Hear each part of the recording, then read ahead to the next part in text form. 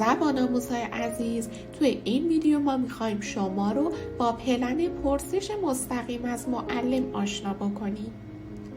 این پلن به این صورت هستش که شما با پرداخت مبلغ استثنایی 60,000 تومان اون رو برای 1 ماه به اشتراک خودتون در میارید.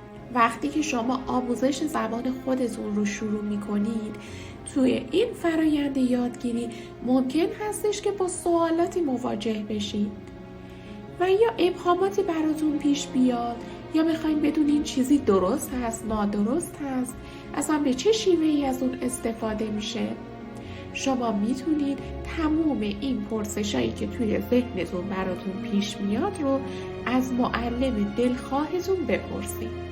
وقتی که شما این پلن رو خریداری بکنید، امکان پرسیدن 4 سوال رو از معلمای دلخواهتون دارید که این امکان برای 1 ماه هستش.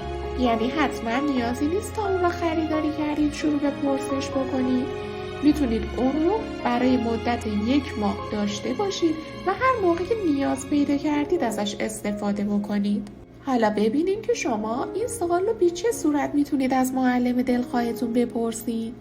با کلیک کردن بر روی لیست معلم ها میتونید اسامی تمامی معلم های میناگو رو ببینید و بعد با توجه به شناختی که از معلم ها دارید و امتیازی که اون رو توی سایت میناگو به دست آوردن، معلم دلخواهتون رو انتخاب کنید و وارد پروفایلش بشید.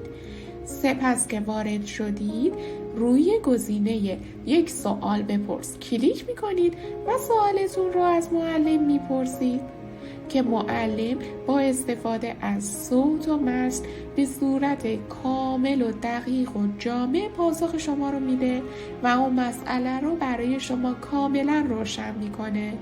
در پایان به این نکته توجه بکنید که شما ممکنه تعداد سوالاتتون رو زودتر از اون مدت 1 ماه از معلم ها بپرسید. در این صورت شما میتونید مجددا اون پلن رو خریداری بکنید و دوباره امکان پرسیدن 4 سوال رو برای 1 ماه به دست میارید.